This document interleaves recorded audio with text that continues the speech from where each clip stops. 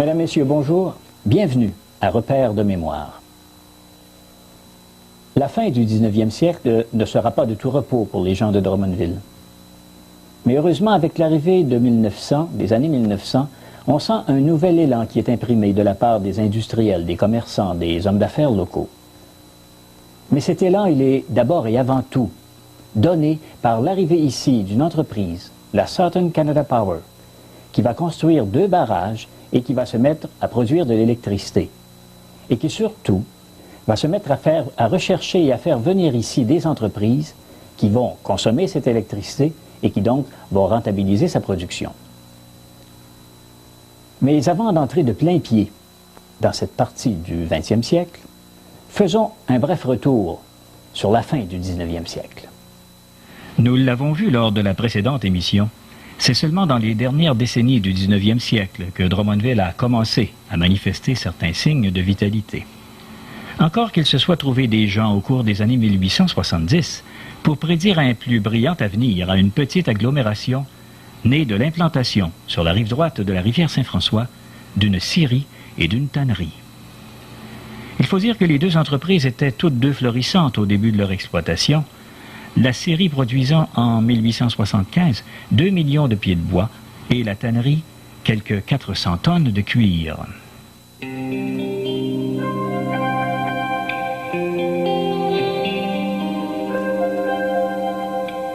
Situé dans le township de Simpson, juste en face de Drummondville, le village de la tannerie, comme on l'a appelé communément, mourra pourtant avant la fin du siècle avec la disparition des entreprises qui l'avaient engendré, ne laissant que des ruines éparses dont on ne trouve plus trace aujourd'hui.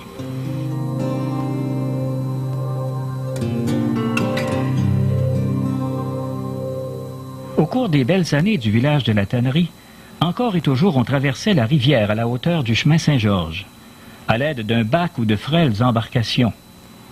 Les noyades étaient chose courante.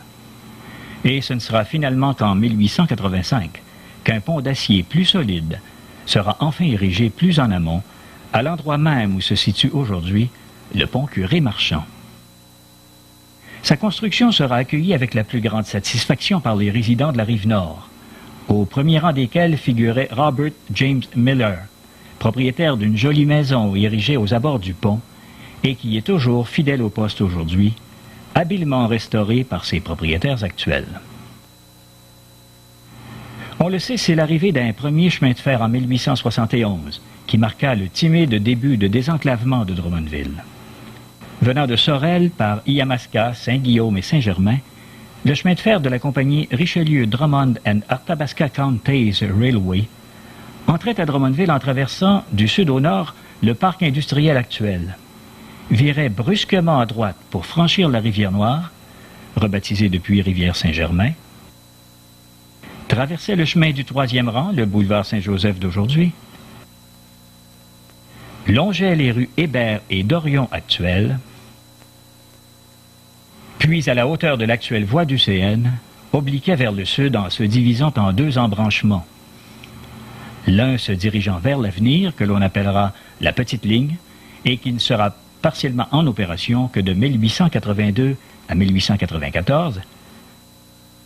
L'autre, devenu propriété du Southeastern Railway, puis du chemin de fer du Canadien Pacifique, se dirigeant résolument vers Wickham, Actonville, Waterloo et Sutton.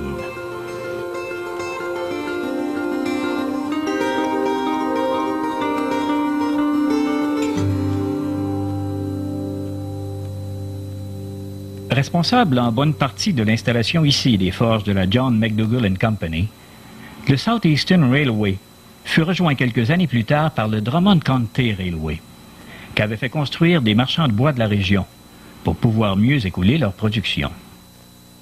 Partant de Sainte-Rosalie près de Saint-Hyacinthe, où il s'arrimait au Grand Tronc, ce chemin de fer se rendait jusqu'à Nicolet, en passant par Drummondville et Saint-Léonard, et nécessitant ici la construction sur la rivière Saint-François d'un pont d'acier qui, solidifié depuis, existe toujours aujourd'hui. Plus tard, un embranchement le mena jusqu'à Charny et il devint alors partie intégrante du réseau de l'Intercolonial.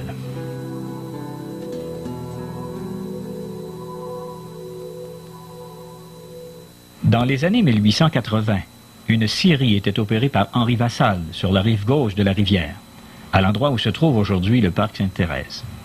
Elle expédiait ses produits par chemin de fer, aussi bien vers Québec que vers Montréal. Dans un même souci d'utiliser au mieux l'énergie hydraulique, un barrage avait été érigé sur la rivière aux Chutes Lourdes et une première usine réussissait à fournir l'énergie électrique à Drummondville.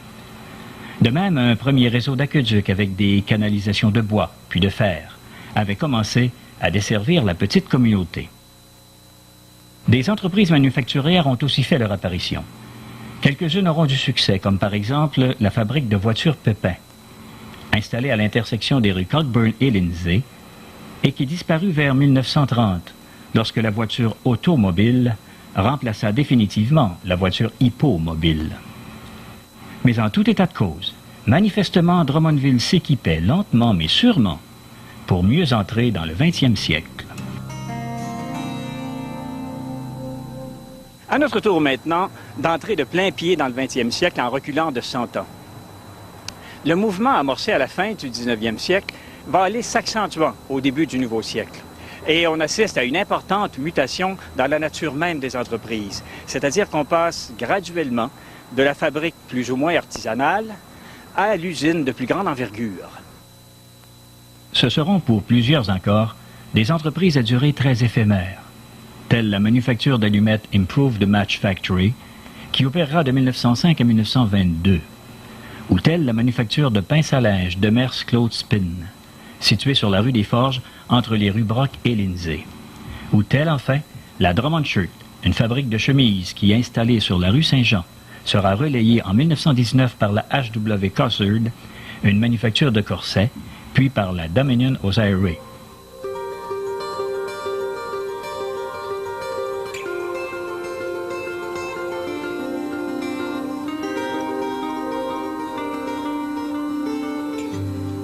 L'une de ces entreprises éphémères aura pourtant le temps de connaître un développement considérable. Il s'agit de la manufacture de chaussures Charbonneau, érigée non loin des forges McDougall sur les bords de la rivière Saint-François, et qui, devenue la Hobie Shoe, emploiera un temps jusqu'à 300 ouvriers. Or, ce ne sera que pour quelques années seulement, puisque le 24 février 1914, elle sera malheureusement détruite en partie par un incendie, ce qui lui assénera un coup fatal. De nouveaux propriétaires essaieront bien de la relancer sous le nom de Drummond Shoe Limited, mais leurs efforts ne permettront d'assurer sa survie que pour 2 autres années encore. En ce qui concerne les forges McDougall, on avait beaucoup espéré au début du 20e siècle qu'elles puissent se développer. Mais il en ira en fait tout autrement. C'est-à-dire que très tôt, à partir de 1908, elles cessent pratiquement toute activité et fermeront définitivement leurs portes en 1911. Mais il existait une entreprise qui, elle, manifestera beaucoup plus de dynamisme. Une entreprise qui va réussir à passer le temps et même toutes les difficultés. Il s'agit de la compagnie industrielle de Drummondville, que l'on peut voir derrière moi, et qui est une fonderie fondée dans les années 1880, qui deviendra plus tard la fonderie Drummondville Limitée, et ensuite la compagnie J.A. Gosselin Limitée. En fait, un désastreux incendie avait pratiquement rasé l'entreprise en 1902. Mais son propriétaire ne se laissera pas décourager et saura relever les manches pour l'asseoir sur des bases solides, lui permettant dès lors de se développer sans cesse et de rester bien vivante pour près de 70 ans encore. Mais c'est en 1915 que l'on assistera au premier grand boom économique dans la région, avec l'installation ici, au sud-est de Drummondville, d'une entreprise de poudre à canon. Tirant sa raison d'être de la Première Guerre mondiale, cette entreprise ne sera finalement qu'une entreprise champignon, dans la mesure où elle devra fermer ses portes, bien évidemment, lors de la signature de l'armistice en 1918. Mais les quelques années où elle aura été ici seront suffisantes pour que cette entreprise imprègne très profondément la vie et le paysage drummondvillois. Une historienne, Mme Yolande Allard, qui se penche depuis plusieurs années sur l'évolution industrielle de Drummondville, va nous parler de cette entreprise. On est en 1915 quand on annonce l'ouverture de cette usine-là, ou l'arrivée de cette usine-là à Drummondville. C'est les fêtes du 100e anniversaire de la fondation de Drummondville. Et la guerre est déjà engagée en Europe depuis 1 an. Les Américains, une compagnie américaine qui s'appelle Aetna Chemical, a déjà 5 usines de production d'explosifs puis aussi de munitions aux États-Unis. Alors, elle a aussi un bon de commande, des bons de commande absolument faramineux, sauf qu'ils ont une commande du tsar Nicolas II, donc du gouvernement russe, pour de la poudre à canon. Et en 1915, les États-Unis n'ont pas encore pris la décision de quel côté là, ils vont s'engager pendant le conflit et s'ils vont s'engager, effectivement. Alors, cette compagnie américaine-là se dit, bien, il faut qu'on joue prudemment, puis ça pouvait leur servir pour d'autres commandes, j'imagine, éventuellement. Alors, ils décident d'ouvrir une usine au Canada. Et au Québec, finalement. Et pourquoi au Québec puis à Drummondville, je peux écouter, c'est, à mon avis, là, au point où j'en suis rendue dans la recherche, je pense qu'il y a eu un homme qui a joué un rôle clé, et c'est le curé Tétrault. Alors, le curé Tétrault, quand il est arrivé à Drummondville en 1910, il avait déjà été vicaire dans une paroisse de New York. Et c'était un homme extrêmement entreprenant. Il y a bien d'autres choses dans notre histoire qui nous rappellent que le curé Tétrault, c'était un homme très entreprenant. Alors, il voulait vraiment apporter à Drummondville tout le progrès économique souhaitable. Drummondville, il y avait seulement 2000 habitants, puis c'était dans une période assez grise de l'histoire économique de Drummondville. Mais le curé Tétrault avait gardé des liens, c'est certain, avec des financiers de New York. Et donc, probablement qu'il a su les convaincre que Drummondville était le bon endroit. Évidemment qu'à Drummondville, on avait déjà 2 voies ferrées qui desservaient Drummondville. On avait la rivière Saint-François, il y avait un bon potentiel hydraulique qui vaut plus ou moins dans le projet de la poudrière, parce que d'une part, l'électricité, ils la font avec du charbon sur le site, donc ils ne servent pas du pouvoir hydraulique qu'il y a dans la rivière Saint-François. En 1915, il n'y a pas de centrale de construite, ni celle des Chute-Lord, ni celle de Hemming. Il y a une toute petite centrale qui dessert Drummondville pour quelques bougies seulement. Alors, aussi, il n'y avait pas d'eau potable en quantité suffisante. On va le voir au cours de l'histoire de la poudrière. Alors, j'imagine que, bon, il y a un bon bassin de main-d'œuvre, mais entendons-nous, 2000 personnes, c'était pas extraordinaire comme bassin de main-d'œuvre. Mais finalement, il s'installe ici à Drummondville. Et en quelques mois, en 9 mois, ils construisent une usine gigantesque. Une usine, il y a 140 bâtiments. On ne connaît pas la taille de tous les bâtiments, mais je sais, entre autres, que le bâtiment où il y a le gros accident en 1916, il y a les dimensions à peu près d'une grosse grange étable. Alors, sur 2 niveaux, c'est des bâtiments qui ont beaucoup d'ampleur. Donc, dans 9 mois, ils construisent les bâtiments de la poudrière. 9 mois où ils engagent presque exclusivement des gens ici, des alentours. Donc, il y a des gens de l'Avenir, de Saint-Félix-de-Kingsley, de Saint-Germain, Tous les jours, ils viennent avec leurs attelages, avec leurs chevaux. Ils aussi fournissent leurs chevaux. Puis, ils viennent travailler pour construire la poudrière. 9 mois après l'annonce officielle de cette entreprise-là, de Aetna Chemical, on est prêt à faire la première commande, à remplir la première commande, à faire, je dirais pas toutes les opérations qu'ils feront par la suite, mais une bonne partie. Alors, la main-d'œuvre, par contre, d'ici est pas suffisamment nombreuse. Bon, d'une part, parce que les cultivateurs, quand la belle saison arrive, bon, ben, ils font faire leur semaille, puis la même chose à l'automne, ils font leur récolte. Ils ont un caractère un peu plus indépendant. Alors, ils font appel à des gens, des immigrés qui arrivent au Canada, souvent assez démunis financièrement, puis qui avaient comme projet de s'en aller vers l'Ouest, mais ils n'ont même pas l'argent, ils n'ont même pas les sous quand ils arrivent au port de Montréal. Alors, ils acceptent de venir travailler ici à Drummondville. À un certain moment, là, surtout pendant cette commande-là qu'ils ont remplie pour le gouvernement russe, ils ont eu jusqu'à 2500 employés qui travaillaient sur 3 quarts de travail, ça va de soi, à l'usine La Poudrière. Imaginez ce que ça a dû être pour Drummondville de l'époque. On a une petite ville qui a à peu près 2000-2500 habitants, là, quand on pense le Grand Drummondville. Et du jour au lendemain, vous accueillez autant de gens qui viennent travailler. Alors, si on avait effectivement 2500 employés, il y avait des familles qui gravitaient autour de ces ouvriers d'usine-là. Il y avait aussi des marchands qui pouvaient, pour les approvisionner. Alors, ça a dû faire une explosion absolument incroyable. Surtout quand on s'imagine que tout arrivait par chemin de fer. Tout arrivait par chemin de fer, pas par la rivière, elle n'était pas navigable. Des routes en 1915, 1916, en tout cas, c'était insignifiant qu'on avait comme réseau routier. Alors, ça devait bourdonner. ça bourdonnait aussi dans les maisons parce qu'ils avaient construit dès leur arrivée 2 dortoirs qui accueillaient à peu près 200 personnes chaque dortoir. Mais ça, c'était des hommes qui arrivaient seuls. Mais les familles devaient être logées. Puis ça, il y a vraiment eu une crise du logement là, vraiment aiguë. Mais là, tout le monde prêtait main forte pour ce projet-là. Bon, au presbytère, compte tenu que le curé Tétro avait lui-même les contacts avec je dirais, les patrons américains. Alors, c'est lui qui hébergeait les patrons américains. Alors, imaginez-vous, là, hein, c'était sûrement pas des catholiques, puis aller loger au presbytère, ça devait un peu faire jaser les gens. Et dans les maisons, les travailleurs se relayaient. J'ai eu beaucoup de témoignages de gens qui me disaient il y avait des travailleurs qui dormaient, 6 ou 7 travailleurs dans un petit logement où il y avait déjà probablement 4 ou 5 enfants, puis les parents. Alors, il y avait quand même 6 ou 7 travailleurs qui dormaient, et quand eux se levaient pour aller travailler, il y en avait d'autres qui prenaient le lit puis qui dormaient. Alors, les femmes travaillaient 7 jours semaine à faire à manger, à nettoyer le linge, à entretenir l'appartement. Ça a été pour certains, je pense bien, assez lucratif, parce que ça leur a permis, pour certains, je sais, après la guerre, de s'acheter une maison, d'avoir ramassé quelques économies, mais c'était, j'imagine, autant aussi pour les hommes qui allaient travailler à l'usine ou qui occupaient cependant pas les tâches, vraiment, les emplois dangereux. Parce que c'était vraiment dangereux, ça c'est un fait. On produisait d'abord ses propres acides qui servaient à la confection de la poudre à canon. Alors, ces acides-là étaient déposés, là, quand on circule sur le boulevard Saint-Joseph, on voit encore ce genre de colonne avec un support au-dessus de la colonne. Alors, on mettait les bacs d'acide sur ces colonnes-là parce que les émanations étaient tellement dangereuses. Ça brûlait là, les poumons instantanément si vous aviez le malheur de respirer ça.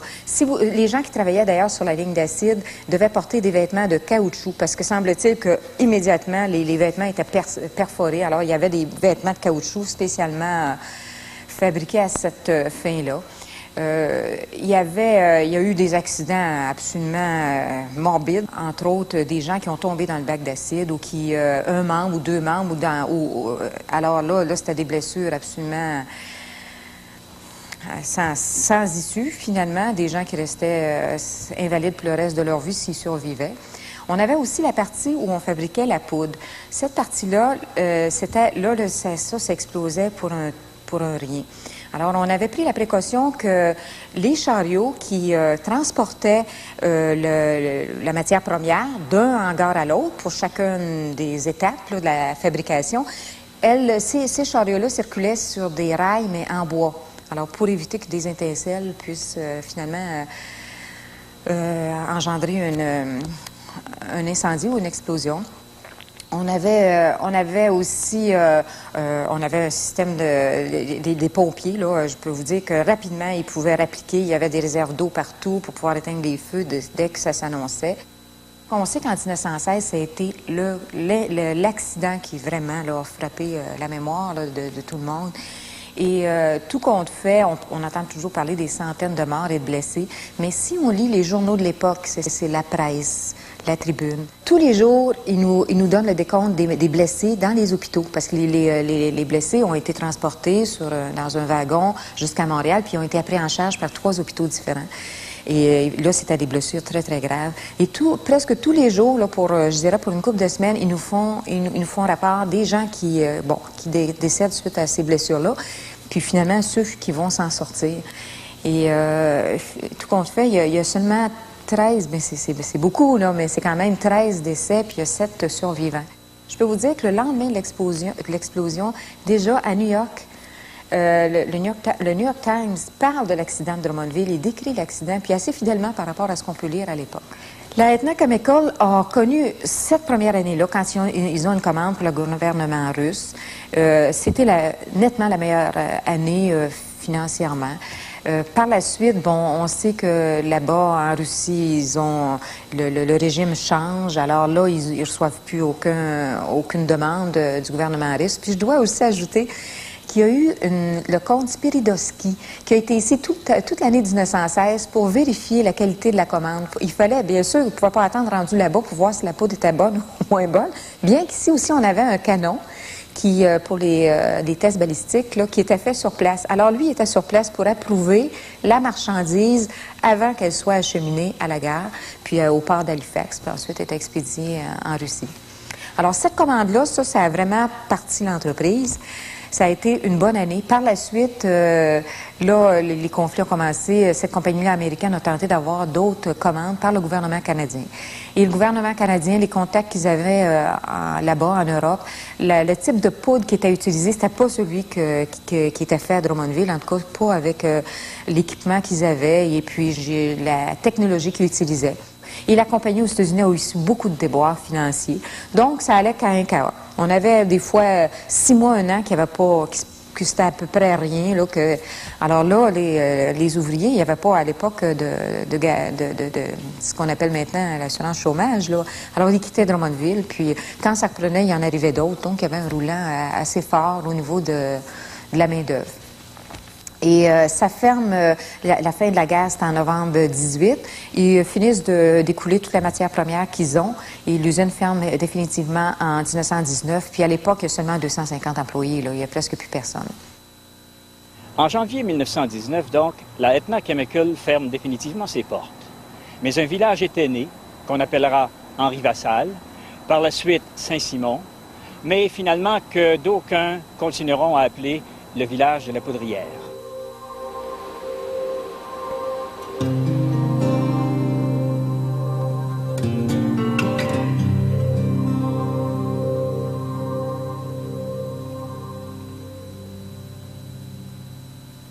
À peu près au même moment où la Aetna Chemical ferme ses portes, une entreprise, la Southern Canada Power, qui s'était portée acquéreur des modestes installations hydroélectriques municipales, met en opération une nouvelle usine, plus moderne et de grande capacité.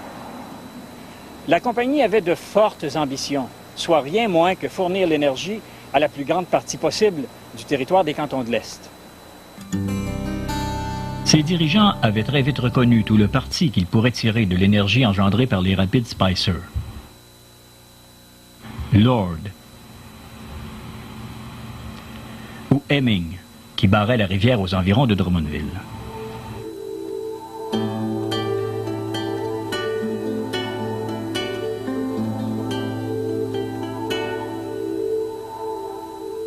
Ayant d'abord pensé produire de l'électricité à partir des vétustes et inefficaces installations existantes, il s'était très vite révisé et avait décidé d'élever sur les rapides Lord un premier barrage pour retenir les eaux et les détourner par un canal de dérivation vers une usine qu'ils construisirent en 1918, là même où un vieux moulin à farine avait été construit au cours des années 1840. Sur cette même lancée, les dirigeants décidèrent dès 1923 de commencer la construction d'un second barrage quelques kilomètres en amont, sur les rapides Hemming. Après plus de 2 ans de travail incessant, cette deuxième centrale entra en opération en 1926 et devint la plus importante à jamais avoir été détenue par la compagnie. À partir de ce moment, la Southern Canada Power jouera un rôle déterminant dans l'histoire et l'évolution de Drummondville.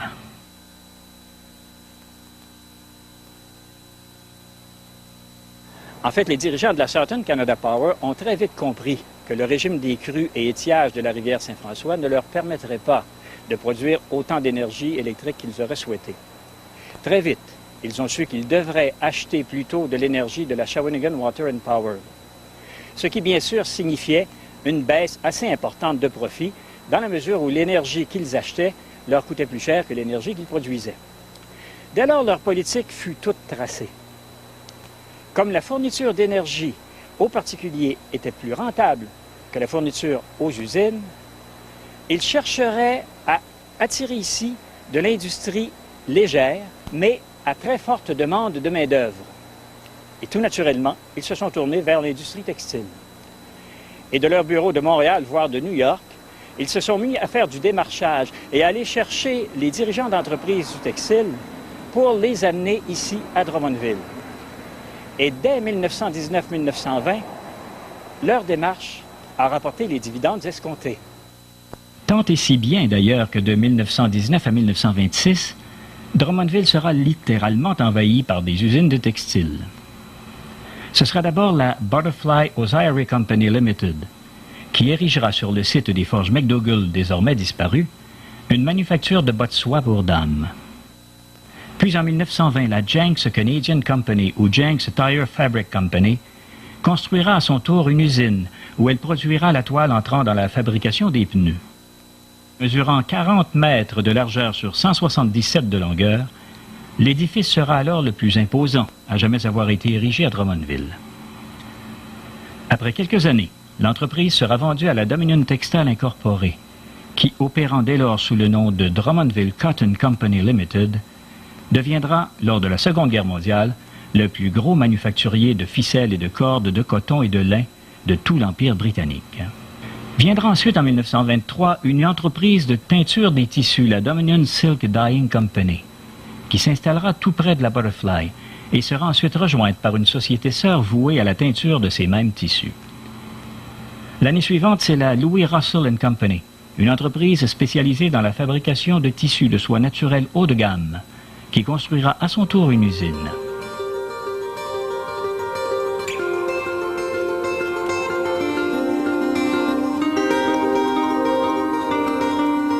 Enfin, la dernière en lice, mais non la moindre, la Canadian Celanese Limited, achètera en 1926 pour 6 000 $ une vaste étendue de terrain d'une superficie totale de 69 hectares et commencera la construction au montant initial de 7 millions de dollars, une somme assez rondelette pour l'époque, d'une longue série de bâtisses diverses à structure d'acier et de béton armé.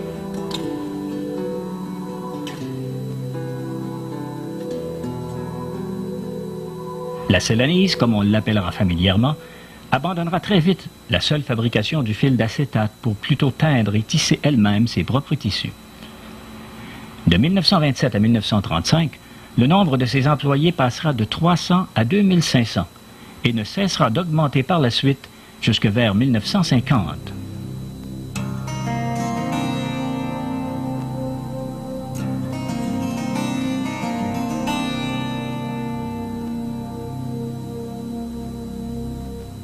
Que conclure de tout cela? Il est vrai de dire que Drummondville va connaître un essor à partir des années 1900, grâce surtout à l'arrivée du chemin de fer et au dynamisme de certaines entreprises locales. Cependant, c'est d'abord et avant tout l'arrivée de la Southern Canada Power qui va tout bouleverser. C'est la Southern, en effet, qui va donner à Drummondville sa structure industrielle sur laquelle la ville s'appuiera pendant de nombreuses années. La Southern, en effet, va faire venir ici de nombreuses usines de textiles, à un point tel d'ailleurs que Drummondville va bientôt mériter le surnom de ville de la soie et va voir sa population tripler de 1920 à 1930. À notre prochaine émission, nous verrons maintenant qu'est-ce que sera l'évolution de tout le secteur tertiaire, c'est-à-dire du commerce, des services, pendant la même période.